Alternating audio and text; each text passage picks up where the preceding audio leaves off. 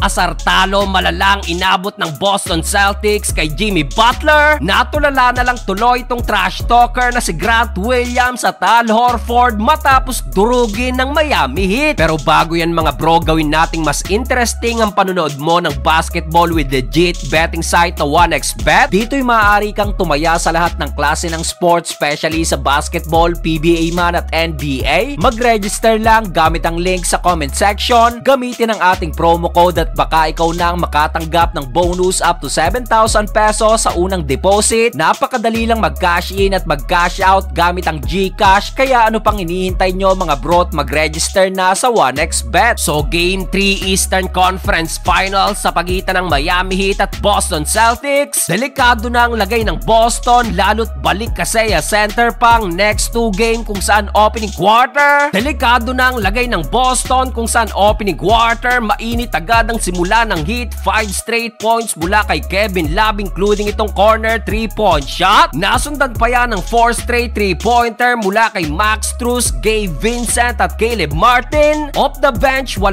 puntos na agad si Caleb Martin as a leading scorer ng Heat with 2 3-point shot. Nasipa nga lang sa ulo si Bam Adebayo kung saan 4 sa Celtics ang nakapagtala lang ng punto sa panguna ng combined 13 points ni Jaylen Brown at Jason Tatum. Kaya't natapos ang opening frame 8 puntos ang abante ng Miami Heat 30-22. Second quarter, reported na nagtamo ng ankle injury si Kevin Love pero di naging problema yan dahil nag-step up agad si Bam Adebayo, alley-oop slam dunk mula kay Duncan Robinson. Burado pang depensa ni Jaylen Brown sa kanyang spin move and a slam dunk. Nanatiling mainit din si Vincent at Caleb Martin beyond the arc at mula sa bench. Instant impact din si Duncan Robinson na kumana agad ng 10 straight points. Dahil dyan happy na si Jimmy Butler matapos maisahan pa itong mayabang na player ng Celtics sa kanyang end 1. Napailing na lang si Williams at di makapaniwala kung saan natapos ang first half. Angat ng 15-point lead ang Heat 61-46. Third quarter, another end 1 mula kay Jimmy Buckets and this time kontra kay Derek White. Bam Adebayo, another alley-oop slam dunk din mula naman kay Max Strus. Another 3-point shot din ang kinana ni Gabe Vincent dahilan upang mamagana ng tuluyan ng lamang sa almost 30 points. Asar talo na naman tuloy ang Celtics kay Jimmy Butler, especially itong si Al Horford na ginaya ni Jimmy Buckets nung makuwang magyabang noong Game 1. Sarado 30 ba naman ang tambak ng Heat sa Celtics, 93-63 sa pagtatapos ng third period. Fourth and final quarter, dahil sa laki na nga ng lamang ng Miami Heat, hindi na ipinasok pa ang mga key players ng both teams kung saan sa dulo tulad ng Nuggets, na-secure ng Miami Heat ang Game 3 with a dominating lead na 3-0. 6 sa Heat ang nakapagtala ng double digit sa panguna ng 20 plus points ni Gabe Vincent na sinundan ng 16 points, 8 rebounds at 6 assists ni Jimmy Butler.